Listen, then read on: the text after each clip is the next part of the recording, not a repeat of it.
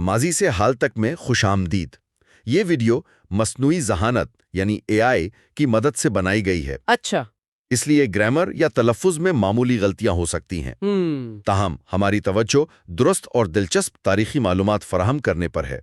ہمارے ساتھ شامل ہوں جب ہم ماضی سے حال تک قدم بقدم انسانی تاریخ کے دلچسپ سفر کو دریافت کرتے ہیں۔ انسانی سماج کے آغاز اور ارتقاء کے ہمارے اس سفر کے پہلے حصے میں خوش آمدید۔ آج ہم بالکل شروع سے دیکھیں گے۔ پہلے ہومیننز یعنی ہمارے قدیم انسانی آباء و اجداد سے بات شروع کریں گے اور دیکھیں گے کہ چھوٹے سماجی گروہ کیسے بنے۔ ہمارے پاس جو معلومات ہیں وہ سیپینز کتاب اور ویکیپیڈیا جیسی جگہوں سے ہیں، اور مقصد یہ سمجھنا ہے کہ اچھا وہ کیا چیزیں تھیں جنہوں نے ابتدائی انسانوں کو صرف زندہ رہنے میں ہی نہیں بلکہ اکٹھی ہو کر ایک معاشرے کی بنیاد رکھنے میں بھی مدد دی۔ تو آئیے دیکھتے ہیں یہ سب کیسے شروع ہوا۔ تو بات شروع ہوتی ہے تقریباً 25 لاکھ سال پہلے افریقہ میں، جب جینس ہومو یعنی وہ گروہ جس سے ہم ہومو سیپینز نکلے وہ سامنے آیا، اور اسی زمانے میں پہلے پتھر کے اوزار بھی بنے۔ جی بالکل، اور یہ سمجھنا ضروری ہے کہ لاکھوں سال تک انسان کوئی فوڈ چین میں بہت اونچے مقام پر نہیں تھے۔ وہ تو چھوٹے جانوروں کا شکار کرتے تھے اور خود بڑے جانوروں سے بچتے پھرتے تھے۔ اچھا جی، یہ تو کوئی 1 لاکھ سال پہلے ہومو سیپینز کے آنے کے بعد ہوا کہ انسان تیزی سے اوپر آئے فوڈ چین کی چوٹی پر۔ لیکن اس بڑے دماغ کی قیمت بھی تھی نا، جو ہماری خاصیت ہے وہ ایک طرح سے بوجھ بھی تھا۔ آرام میں بھی جسم کی کافی توانائی شاید 25% تک استعمال کر لیتا تھا۔ بالکل، اسے سنبھالنا مشکل تھا، اور شاید پٹھے بھی اسی وجہ سے کمزور رہ گئے۔ اوہ! اور سیپینز کے مصنف کا خیال ہے کہ فوڈ چین میں یہ جو اچانک چھلانگ تھی نا، اس کا ایک نفسیاتی اثر بھی ہے۔ شاید ہم آج بھی ان لاشعوری خوف اور پریشانیوں میں گھرے ہیں جو ہمیں کبھی کبھی زیادہ کہہ لیں خطرناک بنا دیتا ہے۔ جیسے ہم ابھی تک اس نئی پوزیشن کے عادی نہیں ہوئے۔ کچھ ایسا ہی ایک طرح سے۔ اچھا، پھر اوزاروں کے بعد آگ کا ذکر آتا ہے۔ یہ تو بہت بڑی تبدیلی ہوگی۔ جی ہاں، آگ پر قابو پانا۔ شواہد تو یہ بتاتے ہیں کہ استعمال تو شاید 8 لاکھ سال پہلے بھی کبھی کبھار ہوتا تھا، لیکن روزمرہ کا استعمال وہ کوئی 3 لاکھ سال پہلے شروع ہوا، ہومو ایریکٹس اور نیانڈرتھال کے زمانے میں۔ اور اس سے کیا فرق پڑا؟ روشنی، گرمی، جانوروں سے تحفظ اور شکار کے لیے جنگل صاف کرنے میں بھی مدد ملی۔ اور کھانا پکانا، یہ بہت اہم ہے۔ بالکل، اصل میں آگ کا شاید سب سے بڑا اثر یہی تھا۔ کھانا پکانے سے زیادہ قسم کی چیزیں کھائی جا سکتی تھیں، ہضم کرنا آسان ہو گیا۔ تو کیا اس سے جسمانی تبدیلیاں بھی آئیں؟ جی بالکل، آنتیں چھوٹی ہوئیں، دانت بھی چھوٹے ہوئے، اور کچھ ماہرین کا تو یہ بھی خیال ہے کہ اس سے جو توانائی بچی نا، اس نے دماغ کو بڑا ہونے میں مدد دی۔ گویا آگ نے دماغ کے ارتقاء کو فیول کیا۔ واہ! اور پھر بڑے جانوروں کا شکار، وہ کب شروع ہوا؟ شواہد بتاتے ہیں کہ تقریباً 4 لاکھ سال پہلے انسانوں نے باقاعدگی سے بڑے جانوروں کا شکار شروع کر دیا۔ اور ظاہر ہے یہ اکیلے تو ممکن نہیں ہوگا۔ نہیں، بالکل نہیں۔ یہیں پر تعاون یعنی مل جل کر کام کرنے کی اہمیت سامنے آتی ہے۔ اوزار، آگ اور پھر تعاون۔ اگر ہم چمپینزیوں کو دیکھیں تو وہ چھوٹے گروہوں میں رہتے ہیں۔ جی، 20 سے 50 کا گروہ، اور ان کا تعاون صرف ان لوگوں تک ہوتا ہے جنہیں وہ اچھی طرح جانتے ہیں، قریبی جان پہچان۔ لیکن ہومو سیپینز نے کچھ مختلف کیا۔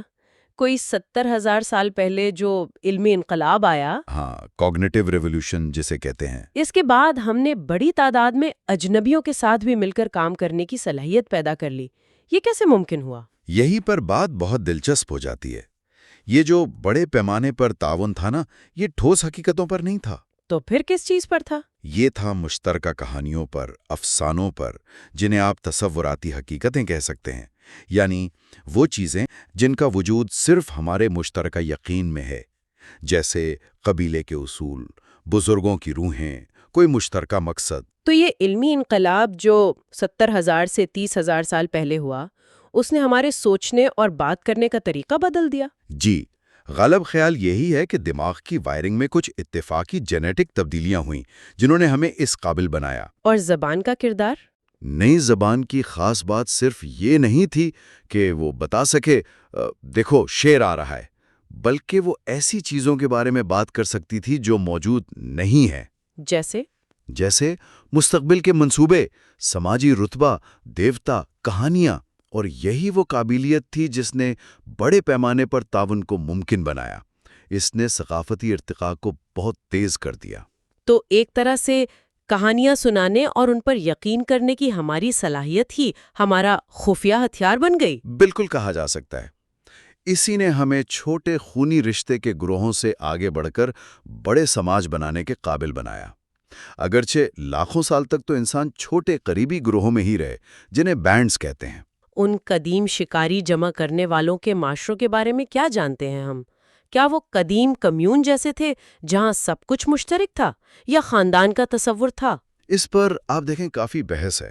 آثار قدیمہ سے جو ملتا ہے وہ محدود ہے۔ ان کی ذہنی مذہبی زندگی وہ زیادہ تر ٹھوس شواہد کے بغیر ہی گزر گئی۔ کوئی اندازہ تو ہوگا وہ کس چیز پر یقین رکھتے ہوں گے؟ زیادہ امکان یہی ہے کہ وہ روحیت یعنی اینیمزم پر یقین رکھتے تھے۔ مطلب یہ ماننا کہ صرف انسانوں میں نہیں بلکہ جانوروں، پودوں، دریاؤں، پہاڑوں سب میں روح ہے، شعور ہے۔ اچھا۔ اور ان سے رابطہ بھی کیا جا سکتا ہے۔ روس میں جو سنگیر کی جگہ ملی ہے، وہاں کی تدفین وہ تو کچھ اور کہانی سناتی ہے، تقریباً 30,000 سال پرانی۔ جی، وہ بہت غیر معمولی ہے۔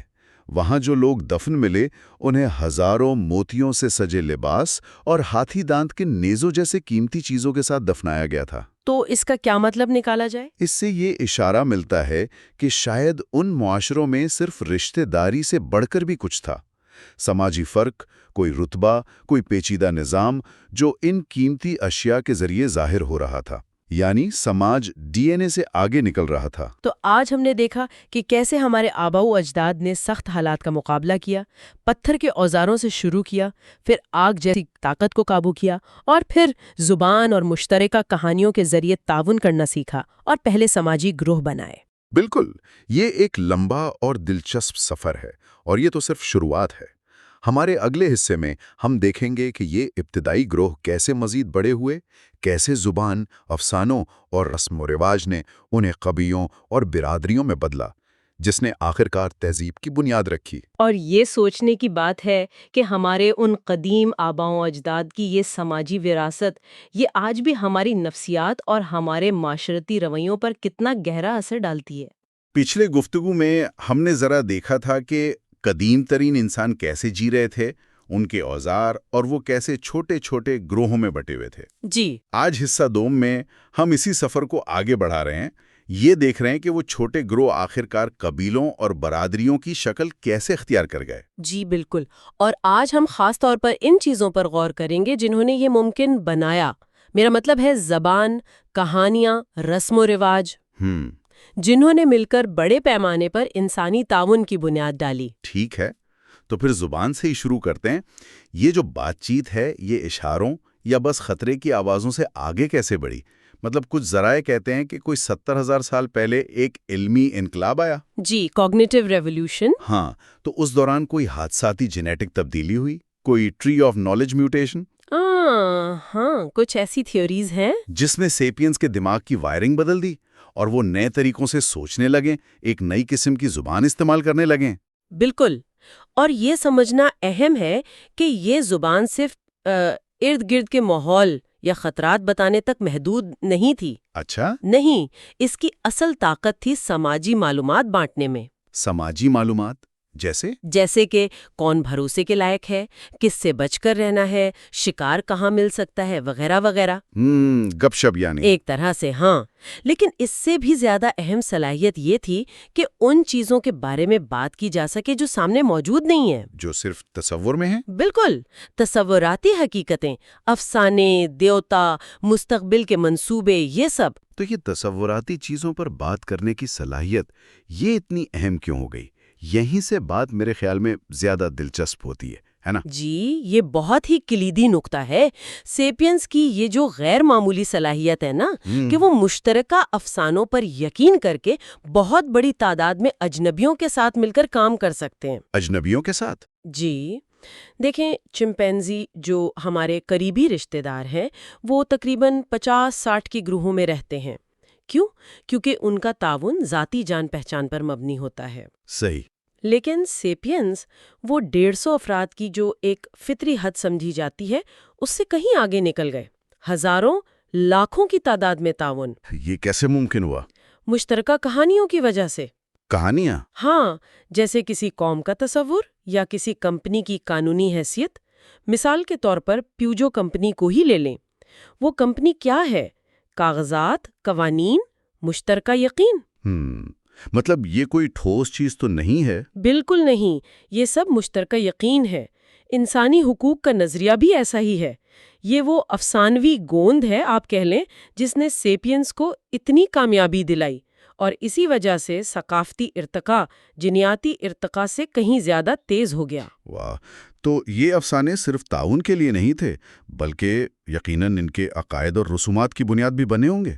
ہمیں ان ابتدائی عقائد کے بارے میں کیا پتہ چلتا ہے کہ ابتدائی شکاری جمع کرنے والے غالباً روحیت پسند تھے، اینیمسٹس۔ روحیت پسند؟ اس کا کیا مطلب ہے؟ روحیت پسندی یہ عقیدہ ہے کہ صرف انسانوں میں نہیں بلکہ جانوروں، پودوں، دریاؤں، پہاڑوں، یہاں تک کہ پتھروں میں بھی روح ہوتی ہے، شعور ہوتا ہے، احساسات ہوتے ہیں۔ اچھا۔ اور وہ انسانوں سے براہ راست بات چیت بھی کر سکتے ہیں۔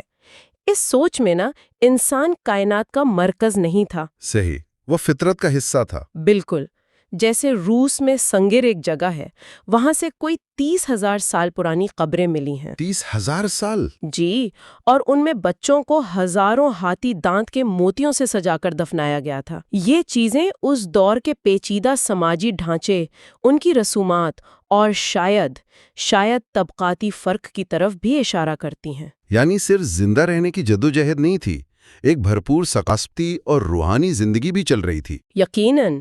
تو پھر ان مشترکہ افسانوں اور رسم و رواج نے چھوٹے خاندانی گروہوں کو بڑے قبیلوں میں کیسے جوڑا؟ یہ تبدیلی کیسے آئی؟ دیکھیں، جب انسانی گروہ بڑھنے لگے، 150 افراد سے زیادہ ہونے لگے، تو صرف ذاتی تعلقات کافی نہیں رہے سماج کو جوڑ کر رکھنے کے لیے۔ ہاں، ٹھیک ہے۔ تب ضرورت پڑی ایک مشترکہ شناخت کی، کسی مشترکہ افسانے یا مشترکہ دیوتا یا کسی مشترکہ جد امجد پر یقین۔ اس نے ان بڑے گروہوں کو ایک ساتھ باندھ دیا۔ اور قیادت، لیڈرشپ کیسے ابھری؟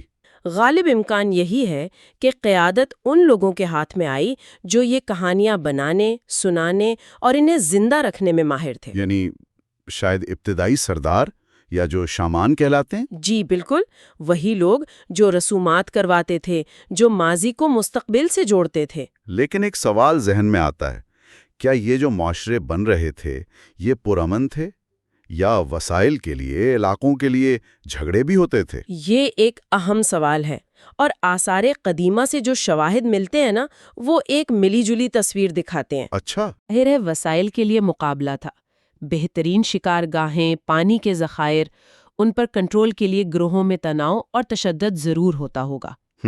کچھ ماہرین تو یہ بھی کہتے ہیں کہ جب سیپینز کا سامنا دوسری انسانی انواع جیسے نیانڈرتھال سے ہوا تو وہ شاید تاریخ کی پہلی بڑے پیمانے کی نسلی کشمکش تھی، جس کا نتیجہ نیانڈرتھالز کے خاتمے کی صورت میں نکلا۔ ہمیں ڈینیوب وادی جیسی جگہوں سے قدیم انسانی ڈھانچوں پر تشدد کے واضح ثبوت بھی ملے ہیں۔ ایک اندازے کے مطابق اس دور میں تقریباً 4.5% اموات تشدد کی وجہ سے ہوتی تھی۔ 4.5%؟ یہ تو بہت زیادہ شرح ہے، آج کل کی جنگوں اور جرائم سے ہونے والی اموات سے بھی شاید زیادہ۔ جی، یہ شرح کافی زیادہ ہے۔ تو یہ پہلو نظر انداز نہیں کیا جا سکتا کہ قدیم زندگی کافی پرتشدد بھی ہو سکتی تھی۔ لیکن پھر تعاون بھی تو ضروری تھا، ہے نا؟ بالکل، شاید تشدد سے بھی زیادہ ضروری۔ بڑے جانوروں کا مل کر شکار کرنا، خوراک بانٹنا، اوزار بنانا، بچوں کی مل کر دیکھ بھال کرنا، اور یہ سب رسم و رواج، تقریبات، یہ سب کچھ قریبی تعاون کے بغیر تو ممکن ہی نہیں تھا۔ صحیح۔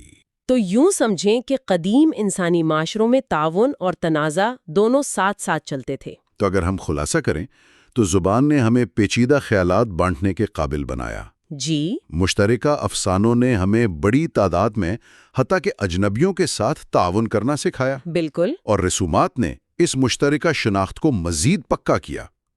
انہی بنیادوں پر انسانی معاشرہ خاندانوں سے آگے بڑھ کر قبیلوں تک پہنچا۔ آپ نے بالکل صحیح خلاصہ کیا۔ یہ وہ سماجی اور ثقافتی بنیادیں تھیں جنہوں نے انسانی تاریخ کے اگلے بہت بڑے باب کے لیے آپ کہہ لیں سٹیج تیار کیا۔ اور وہ اگلا باب کون سا تھا؟ زرعی انقلاب۔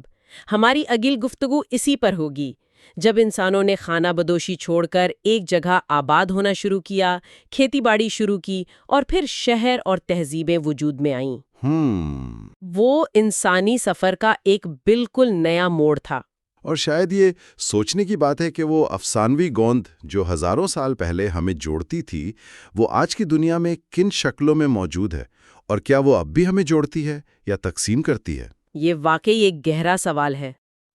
اچھا، تو پچھلی گفتگو میں ہم نے دیکھا تھا کہ کیسے زبان اور وہ جو مشترکہ کہانیاں تھیں، یعنی ادراک کا انقلاب، اس نے انسانوں کو بڑے گروہوں میں مل کر کام کرنے کے قابل بنایا تھا۔ جی بالکل۔ آج ہم تاریخ کے ایک اور آپ کہہ لیں بہت بڑے موڑ پر بات کر رہے ہیں، زرعی انقلاب۔ جی ہاں، یہ وہ وقت تھا جب انسان نے شکار اور وہ جنگلوں میں گھومنے والی زندگی چھوڑی اور کھیتی باڑی شروع کی۔ زمین کے ساتھ ایک بالکل نیا رشتہ بنا۔ اچھا۔ اور اسی سے پھر وہ مستقل آبادیاں، نجی ملکیت کا تصور اور سماجی ڈھانچے کی وہ بنیادیں پڑی ہیں جن پر آج کی دنیا کھڑی ہے۔ تو ہمارے آج کے تجزیے کا جو مواد ہے وہ زرعی انقلاب، تہذیبوں کا سنگ بنیاد کا تیسرا حصہ ہے۔ آئیے دیکھتے ہیں یہ سب کیسے شروع ہوا۔ جی، ذرائع تو بتاتے ہیں کہ یہ تبدیلی کوئی 10,000 سال قبل مسیح مشرق وسطی، چین، بر صغیر، امریکہ، ان جگہوں پر خود بخود شروع ہوئی۔ ہاں، الگ الگ جگہوں پر۔ اور گندم، چاول، مکئی جیسی فصلیں جو آج بھی ہماری غذا کا بڑا حصہ ہے، وہ اسی دور کی دین ہے۔ بالکل، لیکن یہاں ایک حیران کن بات ہے۔ عام خیال تو یہی ہے کہ زراعت نے زندگی آسان کر دی ہوگی، ہے نا؟ جی، یہی لگتا ہے۔ مگر شواہد کچھ اور ہی کہانی سناتے ہیں۔ ایسا لگتا ہے کہ شروع کے کسانوں کی زندگی شاید اپنے شکاری آباء و اجداد سے زیادہ مشکل تھی۔ زیادہ مشکل؟ وہ کیسے؟ ہاں، زیادہ محنت طلب، کم صحت بخش، خوراک بھی اتنی متنوع نہیں رہی جو شکاریوں کو ملتی تھی۔ یہ تو بڑی عجیب بات ہے۔ اگر زندگی زیادہ مشکل ہو گئی تو پھر انسانوں نے یہ راستہ اپنایا ہی کیوں؟ کیا وہ زیادہ سمجھدار نہیں ہوئے تھے تب تک؟ دیکھیں، ذرائع کے مطابق یہ ذہانت میں اضافے کا نتیجہ نہیں تھا۔ ایک بہت دلچسپ نظریہ یہ ہے کہ شاید انسان نے گندم یا چاول کو پالتو نہیں بنایا، تو پھر؟ بلکہ گندم اور چاول جیسی فصلوں نے ایک طرح سے انسان کو پالتو بنا لیا۔ کیا مطلب؟ فصلوں نے انسان کو پالتو بنا لیا؟ ہاں، یعنی اپنی نسل پھیلانے کے لیے انسان کو استعمال کیا۔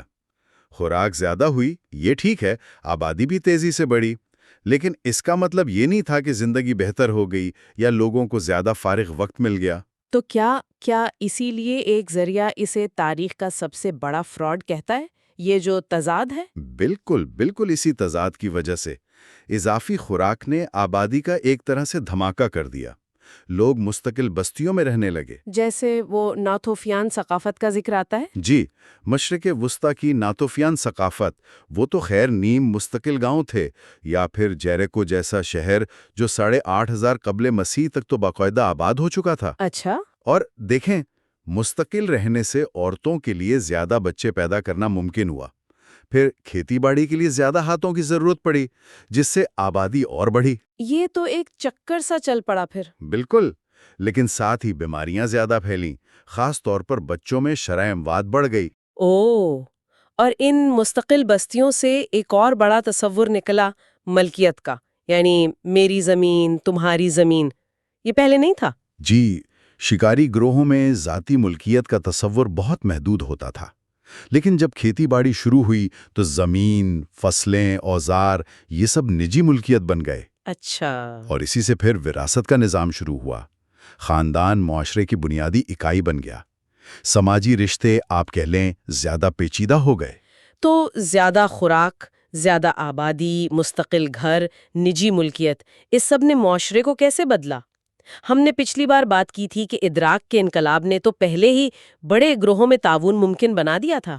ہاں، وہ تو تھا، لیکن اب آبادی پہلے سے کہیں زیادہ گنجان ہو رہی تھی۔ شہر بن رہے تھے، ریاستیں بننے کی بنیاد پڑ رہی تھی۔ اب سینکڑوں نہیں، ہزاروں، لاکھوں اجنبیوں کو ساتھ ملانا تھا۔ تو اس کے لیے کیا کیا؟ اس کے لیے پہلے سے زیادہ طاقتور مشترکہ تصورات یعنی نئے افسانوں کی ضرورت پڑی۔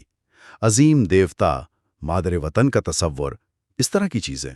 اچھا، یعنی بڑے پیمانے پر تعاون کے لیے۔ جی۔ اور ایک دلچسپ بات یہ ہے کہ ترکی میں وہ جو گوبیکلی ٹپے کی جگہ ملی ہے، تقریباً 10,000 قبل مسیح پرانی، ہاں، سنا ہے اس کے بارے میں۔ وہ ایک بہت بڑا اجتماعی مرکز لگتا ہے۔ اس سے یہ اشارہ ملتا ہے کہ شاید یہ بڑے پیمانے پر تعاون اور پیچیدہ سماجی نظام زراعت سے بھی پہلے موجود تھے، اور شاید انہوں نے ہی زراعت کو ممکن بنایا ہو۔ یہ بھی ایک نظریہ ہے۔ یہ تو بہت دلچسپ نکتہ ہے۔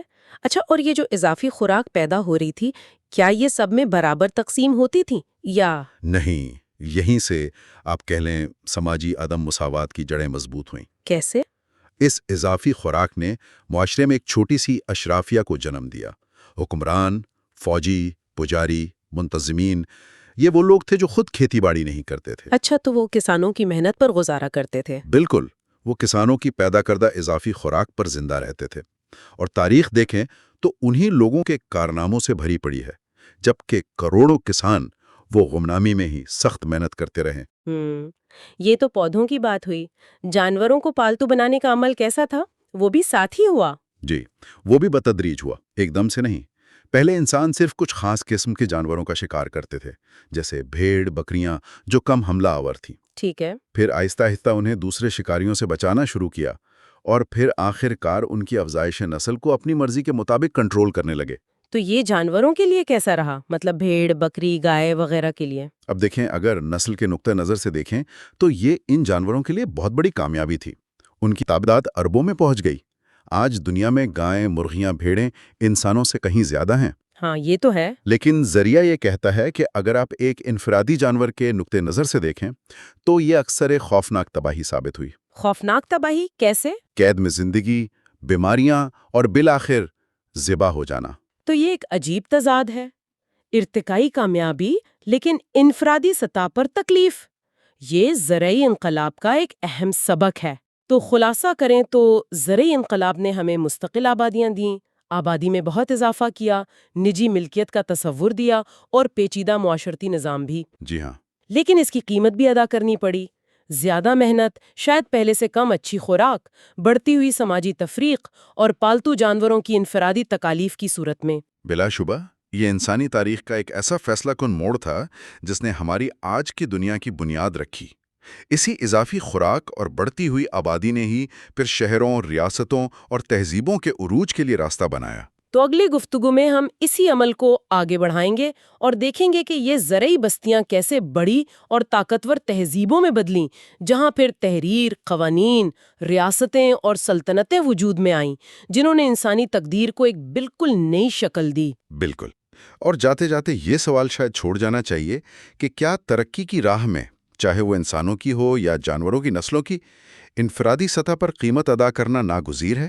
اس پر سوچا جا سکتا ہے۔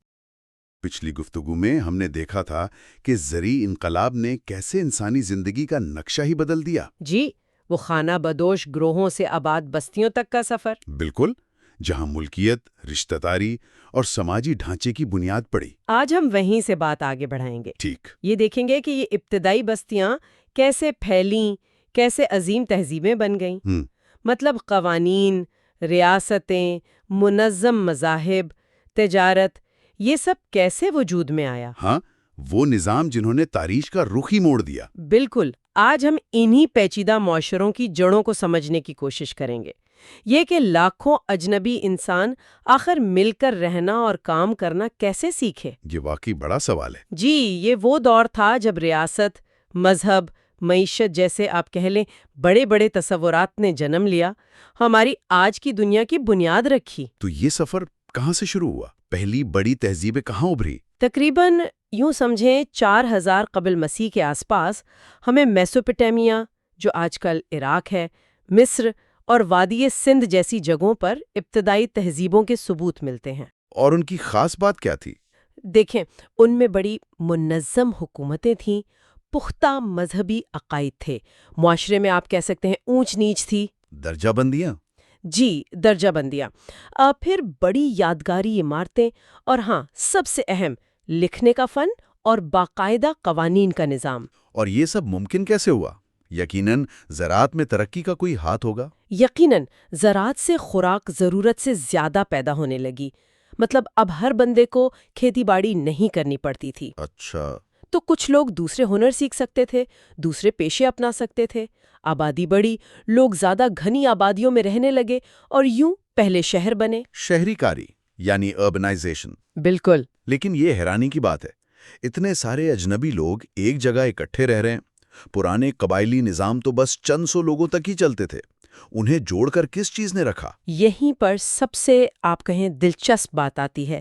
انسانوں نے ایک نیا طریقہ نکالا، مشترکہ کہانیاں یا متصورہ حقیقتیں، امیجنڈ ریالٹیز۔ مشترکہ کہانیاں مطلب؟ ریاستیں، دیوتا، قوانین، یہاں تک کہ پیسہ، یہ سب ایسی چیزیں ہیں جو اصل میں صرف ہمارے اجتماعی خیال میں وجود رکھتی ہیں۔ اچھا، یہ وہ مشترک افسانے ہیں جن پر لاکھوں کروڑوں اجنبی یقین کرتے ہیں، اور اسی یقین کی وجہ سے وہ ایک دوسرے سے تعاون کرنے پر تیار ہو جاتے ہیں۔ یعنی اصل طاقت یہ کہانیاں تھی جنہوں نے اتنے بڑے معاشرے بنا دیے۔ لیکن کیا یہ تعاون ہمیشہ منصفانہ تھا؟ مجھے نہیں لگتا کہ سب کا فائدہ ہوتا ہوگا۔ آپ کا شک بالکل ٹھیک ہے۔ اکثر یہ تعاون متصورہ درجہ بندیوں پر قائم تھا، امیجنڈ ہائرارکیز، یعنی معاشرے کو فرضی گروہوں میں بانٹ دیا جاتا تھا، امیر، غریب، آزاد، غلام یا مختلف ذاتیں۔ کچھ گروہوں کو پیدائشی طور پر زیادہ حقوق مل جاتے تھے، زیادہ مراد ملتی، جبکہ دوسروں کو تعصب اور بعض اوقات ظلم سہنا پڑتا تھا۔ اور یہ سمجھنا ضروری ہے کہ یہ درجہ بندیاں حیاتیاتی نہیں تھیں، بلکہ مکمل طور پر انسانی ذہن کی بنائی ہوئی تھیں۔ تو اس کا مطلب ہے کہ قوانین بھی اسی تصوراتی نظام کا حصہ تھے، جو بظاہر تو نظم قائم کرتے تھے لیکن شاید ناانصافی کو بھی پکا کرتے تھے۔ بالکل، بڑے معاشروں کو چلانے کے لیے قوانین ضروری تو تھے۔ اب مثال دیکھیں، بابل کے بادشاہ ہمورابی کا ضابطہ قانون، تقریباً 1776 قبل مسیح کا۔ جی۔ اور دوسری طرف امریکی اعلان آزادی 1776 عیسوی کا۔ دونوں ہی آفاقی اصولوں کی بات کرتے ہیں، لیکن مساوات پر ان کے خیالات میں زمین آسمان کا فرق ہے۔ وہ کیسے؟ ہمورابی کا قانون معاشرے کو صاف صاف 3 طبقات میں بانٹتا ہے، اعلیٰ، عام اور غلام، اور ہر ایک کے لیے اصول الگ ہیں۔ اچھا۔ جبکہ امریکی اعلان کہتا ہے کہ تمام انسان برابر پیدا ہوئے ہیں۔ یہ تو بڑا تضاد ہے، حالانکہ حیاتیاتی طور پر تو کوئی دو انسان بالکل ایک جیسے نہیں ہوتے۔ صحیح کہا آپ نے، حیاتیاتی حقیقت یہی ہے کہ ہر انسان منفرد ہے۔ مساوات ہو یا آزادی، یہ قدریں حیاتیاتی سچائیاں نہیں ہیں، بلکہ انسانوں کے بنائے ہوئے تصورات ہیں۔ سماجی طبقات، ذات پات، یہ سب؟ جی، یہ سب حیاتیاتی نہیں بلکہ ہمارے اجتماعی یقین کا نتیجہ ہے۔ اچھا، ان پیچیدہ ریاستوں اور قانونوں کو چلانے کے لیے معلومات کو سنبھالنا بھی تو ایک بڑا مسئلہ بنا ہوگا۔ اتنے سارے لوگ، ٹیکس، وسائل، ان سب کا حساب کیسے رکھتے تھے؟ یہ بہت بڑا چیلنج تھا۔ انسانی دماغ کی یادداشت محدود ہے۔ آپ سوچیں، لاکھوں لوگوں کی سلطنت کا ڈیٹا، ٹیکس، فوجی سامان، اناج کے ذخائر، تہواروں کا کیلنڈر، یہ سب کوئی ایک انسان کیسے یاد رکھ سکتا ہے؟ ناممکن لگتا ہے۔ اس کا حل نکالا جنوبی میسوپوٹامیہ کے سومیریائی باشندوں نے، تقریباً 3500 سے 3000 قبل مسیح کے درمیان۔ انہوں نے کیا کیا؟ انہوں نے تحریر ایجاد کی۔ لکھنا یہ ایک انقلابی قدم تھا۔ اچھا۔ پہلی بار انسان نے معلومات کو اپنے دماغ سے باہر ذخیرہ کرنا سیکھا، مٹی کی تختیوں پر یا کسی اور چیز پر۔ خاص طور پر اعداد و شمار کو لکھنا اور پروسیس کرنا سیکھا۔ اس نے تو سب کچھ بدل دیا ہوگا۔ ایجاد ہوئی۔ زبردست۔ تو تحریر ایک طرح سے سلطنتوں کا آپریٹنگ سسٹم بن گئی۔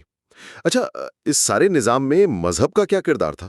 مذہب نے بھی کئی اہم کردار ادا کیے۔ ایک تو اس نے کائنات اور انسانی زندگی کو سمجھنے کی کوشش کی۔ ٹھیک ہے۔ دوسرا، اس نے اخلاقی ضابطے دیے کہ کیا صحیح ہے، کیا غلط۔ تیسرا، اس نے سماجی نظام کو ایک طرح سے جواز دیا، اسے قائم رکھنے میں مدد کی۔ زرعی انقلاب کے بعد تو دیوتاؤں کی اہمیت اور بھی بڑھ گئی، کیونکہ اب انہیں انسانوں اور فطرت کے درمیان، مطلب فصلوں، موسموں، جانوروں کی افزائش کے درمیان ایک رابطہ سمجھا جانے لگا۔ اچھا، قدیم کہانیاں اکثر ایک قسم کے معاہدے کی طرح ہوتی تھیں۔ انسان دیوتاؤں کی پوجا کریں گے، بدلے میں دیوتا اچھی فصلیں دیں گے، خوشحالی دیں گے۔ اور تجارت، اس نے ان معاشروں کو آپس میں کیسے جوڑا؟ جب خوراک اضافی ہوئی اور ساتھ ساتھ چیزیں ایک جگہ سے دوسری جگہ لے جانے کے طریقے بہتر ہوئے تو تجارت بڑھی۔ ظاہر ہے۔ گاؤں شہروں سے جڑ گئے، شہر ریاستوں سے، اور ریاستیں پھر بڑے بڑے تجارتی نیٹ ورکس کا حصہ بن گئیں۔ اور پیسہ؟ ہاں، اسی دوران ایک اور انقلابی تصور آیا، پیسہ، منی۔ یہ بھی ایک ذہنی انقلاب تھا۔ ذہنی انقلاب؟ جی، پیسہ جو کہ ایک بین الموضوعی حقیقت ہے، یعنی انٹر سبجیکٹو ریالٹی، اس کی قدر صرف اس لیے ہے کہ سب لوگ مل کر اس پر یقین رکھتے ہیں۔ اس نے چیزوں کی قیمت طے کرنا، لین دین کرنا اور دولت جمع کرنا بہت آسان بنا دیا۔ لیکن ایک بات میری سمجھ میں نہیں آئی، انسان تو فطرتاً ہم اور وہ میں بٹا ہوتا ہے نا، اپنے قبیلے یا گروہ سے باہر والوں سے تھوڑا ڈرتا ہے، جھجکتا ہے۔ جی، یہ بات تو ہے۔ تو پھر یہ سلطنتیں اور تجارتی نیٹ ورکس کیسے پوری دنیا میں پھیل گئے؟ یہ ایک گہرا نکتہ ہے۔ یہ سچ ہے کہ انسانوں میں اجنبیوں سے جھجک اور اپنے گروہ سے وابستگی کا رجحان ہوتا ہے، لیکن اس کے مقابلے میں جو شاہی نظریات تھے، امپیریل آئیڈیالوجیز، وہ اکثر زیادہ وسیع النظری کا دعویٰ کرتے تھے۔ اچھا۔ وہ یہ خیال پیش کرتے تھے کہ تمام انسان بنیادی طور پر ایک ہیں، کچھ عالمگیر اصول ہیں جو سب پر لاگو ہوتے ہیں، اور سب کی ایک دوسرے کے لیے کچھ ذمہ داریاں ہیں۔ تو تجارت، پھیلتے ہوئے مذاہب اور سلطنتوں کی فتوحات، ان سب چیزوں نے آہستہ آہستہ انسانیت کو ایک عالمی نظام میں جوڑنے میں مدد دی۔ تو خلاصہ یہ ہوا کہ تہذیبوں کے عروج کا مطلب تھا کہ انسانوں نے مشترکہ کہانیوں، قانون، تحریر، مذہب اور تجارت کے ذریعے بڑے پیمانے پر مل کر کام کرنا سیکھ لیا، اگرچہ یہ نظام اکثر اندرونی طور پر غیر مساوی تھے۔ بالکل، اور یہی پیچیدہ اور بعض اوقات متضاد نظام ہماری آج کی جدید دنیا کی بنیاد ہیں۔ یہ سمجھنا اہم ہے کہ ہماری بہت سی حقیقتیں آج بھی ہزاروں سال پرانے ان تصوراتی ڈھانچوں پر ہی کھڑی ہیں۔ اگلی گفتگو میں ہم اسی سفر کو 20ویں صدی تک لائیں گے، دیکھیں گے کہ انسانی معاشرہ قدیم تہذیبوں سے گزر کر جدید دنیا تک کیسے پہنچا، اور یہ لمبا سفر ہماری آج کی شناخت اور ہمارے چیلنجز کے بارے میں کیا بتاتا ہے۔ اور شاید اس پر بھی غور کریں گے کہ کیا ہم واقعی ان قدیم مشترکہ کہانیوں سے آگے بڑھ پائے ہیں یا صرف ان کی شکلیں بدل گئی ہیں۔ یہ سوال ہمیں واقعی سوچنے پر مجبور کرتا ہے کہ ہماری حقیقت کتنی حقیقی ہے۔ پچھلی بار ہم نے دیکھا تھا کہ کیسے تہذیبیں بنی، قانون آئے، ریاستیں، مذاہب، تجارت، بڑی سلطنتیں، گویا ایک پورا نظام بنا۔ جی بالکل، وہ بنیاد رکھی گئی تھی معاشروں کی۔ تو آج ہم اسی سفر کو، مطلب انسانی معاشرے کے اس لمبے سفر کو، قدیم زمانے سے آج تک ذرا ایک الگ نظر سے دیکھیں گے، کچھ فلسفیانہ، کچھ سماجی زاویوں سے۔ ہاں، یہ سمجھنے کی کوشش کہ ہم کہاں سے آئے اور اب کہاں کھڑے ہیں، شاید کہاں جا رہے ہیں۔ تو شروع کرتے ہیں تقریباً 500 سال پہلے سے، سائنسی انقلاب سے۔ میرے خیال میں سب سے دلچسپ پہلو اس کا یہ تھا کہ انسان نے مانا کہ ہمیں نہیں معلوم۔ صحیح، یہ اگنورمس والی بات، یعنی لا علمی کا اعتراف، یہیں سے تو اصل کھوج شروع ہوئی۔ بالکل، اور پھر ریاضی کا استعمال، نئی ٹیکنالوجی، نئی طاقتیں، اور پھر سائنس، سیاست، معیشت، یہ سب جڑ گئے۔ جی، علم سے طاقت ملی، طاقت سے وسائل، اور وسائل سے مزید علم، یہ ایک چکر شروع ہو گیا۔ اور اسی میں وہ پرانی خواہش بھی تھی، موت پہ قابو پانے کی۔ گلگمش پروجیکٹ والا حوالہ، وہ تو بہت پرانا ہے نا؟ ہاں، یہ خیال کہ امر ہو جائے، یہ تو انسانی نفسیات میں گہرا بیٹھا ہے۔ سائنسی انقلاب نے اسے ایک نئی، شاید ممکنہ شکل دی۔ پھر آیا صنعتی انقلاب، کوئی 200 سال پہلے۔ اس نے تو کیا کہتے ہیں، سب کچھ ہلا کر رکھ دیا، خاندان، کمیونٹی۔ بالکل، ان کی جگہ ریاست اور مارکیٹ نے لے لی۔ لوگ گاؤں چھوڑ کر شہروں میں آ گئے، کسان سے صنعتی مزدور بن گئے۔ ہاں، وہ صنعتی پرولٹیریا۔ پھر جمہوریت آئی، نوجوانوں کا اپنا کلچر بن گیا، پادشاہی کمزور ہوئی، صنعتی زراعت، مطلب پوری زندگی بدل گئی۔ اور آبادی میں تو حیرت انگیز اضافہ ہوا۔ 1700 میں صرف 70 کروڑ اور 2000 تک 6 ارب۔ ناقابل یقین۔ لیکن اس کا ایک دوسرا رخ بھی ہے. انسان جیسے فطرت سے تو آزاد ہوا، پر جدید صنعت اور حکومت کا ایک طرح سے غلام بن گیا. صحیح کہا، یہ ایک عجیب سی آزادی تھی. اچھا، لیکن اس سارے پھیلاؤ کا ہمارے سیارے پر کیا اثر ہوا؟ وہ تو ایک الگ ہی افسوسناک کہانی ہے. یہ جو کوارٹرنری معدومیت ہے، بڑے جانوروں کا خاتمہ. ہاں، جیسے آسٹریلیا اور امریکہ میں ہوا. جب انسان وہاں پہنچے تو بڑے جانور غائب ہونا شروع ہو گئے. جی، آسٹریلیا میں تو 50 کلو سے زیادہ وزن والی 24 میں سے 23 نسلیں ختم ہو گئیں. شواہد بتاتے ہیں کہ اس میں شکار اور شاید آگ کا استعمال، جنگلات صاف کرنا، یہ سب شامل تھا. اور یہ صرف پرانے وقتوں کی بات نہیں، نیوزی لینڈ، بحر الکاہل کے جزائر، وہاں بھی یہی ہوا. بالکل، پولینیشیائی آبادکاروں کے آنے کے بعد وہاں بھی کئی نسلیں ختم ہو گئیں. مطلب یہ کہ ہومو سیپینز تو صنعتی انقلاب سے بہت پہلے سے ماحول پر بڑا اثر ڈال رہے تھے. تو کیا ہم کہہ سکتے ہیں کہ ہم سیارے کی تاریخ کی سب سے مہلک نوع ہیں؟ ذرائع تو کچھ ایسا ہی اشارہ کرتے ہیں. اچھا، یہ ساری ترقی، طاقت، لیکن کیا اس سے انسان زیادہ خوش بھی ہوا؟ یہ سوال بہت اہم ہے. ہاں، یہ بڑا سوال ہے. کیونکہ دیکھیں، زرعی انقلاب کو ہی لے لیں. اجتماعی طاقت بڑھی، لیکن ایک عام کسان کی زندگی شاید زیادہ مشکل ہو گئی. صحیح. اور پھر یورپی سلطنتیں بنی، انہوں نے دنیا پر قبضہ کیا، طاقت بڑھی، لیکن لاکھوں کروڑوں لوگوں کے لیے تو وہ تباہی اور غلامی لائے. خوشی کا تعلق اکثر توقعات سے ہوتا ہے. آج کل میڈیا، اشتہارات، یہ سب ہماری خواہشات کو اتنا بڑھا دیتے ہیں کہ اطمینان کم ہو جاتا ہے. شاید پرانے زمانے کا گاؤں کا نوجوان اپنے آپ سے زیادہ مطمئن تھا، کیونکہ اس کا موازنہ بس آس پاس والوں سے تھا. آج تو موازنہ پوری دنیا سے ہے، فلم سٹارز سے، امیر ترین لوگوں سے. بالکل، ناکافی ہونے کا احساس بڑھ جاتا ہے. اور اب تو ہم اپنی حیاتیاتی حدوں کو بھی پار کرنے کی کوشش میں ہیں. قدرتی انتخاب کی جگہ ذہین ڈیزائن لے رہا ہے. اس کی ابتدا تو شاید زراعت میں ہی ہو گئی تھی، جب انسان نے جانوروں کی افزائش نسل کو کنٹرول کرنا شروع کیا. ہاں، جیسے بیلوں کو خسی کرنا. لیکن آج تو بات بائیولوجیکل انجینئرنگ، سائبرگ انجینئرنگ، یعنی مشین اور جسم کا ملاپ، یہاں تک کہ غیر عضوی زندگی بنانے تک پہنچ گئی ہے. جی، اور محدوم جانوروں کو واپس لانے کی باتیں بھی ہو رہی ہیں. میمت یا نیاندرتھال، جارج چرچ کی تجویز تھی. کیا یہ ممکن ہے؟ ٹیکنالوجی تو تیزی سے بڑھ رہی ہے، لیکن سوال صرف یہ نہیں کہ کیا ہم ماضی کو زندہ کر سکتے ہیں. سوال یہ ہے کہ کیا ہم مستقبل کو ڈیزائن کر سکتے ہیں. مطلب بہتر سیپینز بنانا؟ ہاں، جینیاتی انجینئرنگ سے جسمانی، مدافعتی، شاید ذہنی اور جذباتی صلاحیتیں بھی بدلنا. اگر ذہین چوہے بن سکتے ہیں تو ذہین انسان بھی، دماغ میں چھوٹی سی تبدیلی اور شاید شعور ہی بدل جائے. یہ بہت گہرے سوالات ہیں، اور یہ ہمیں اس طرف لے جاتے ہیں کہ ثقافت اب حیاتیات سے آزاد ہو رہی ہے.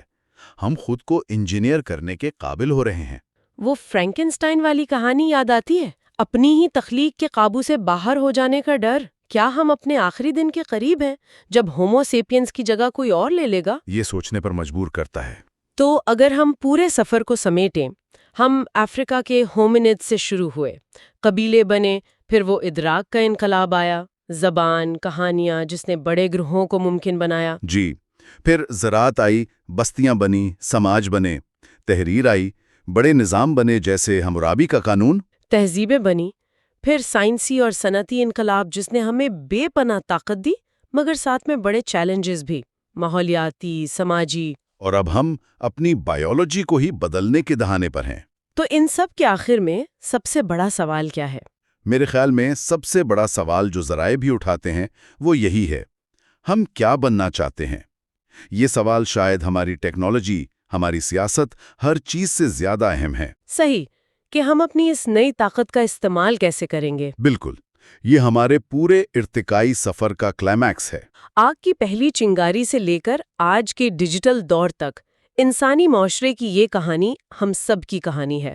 اور جب ہم مستقبل کی طرف دیکھتے ہیں تو ایک بات تو یقینی لگتی ہے، یہ سفر ابھی جاری ہے.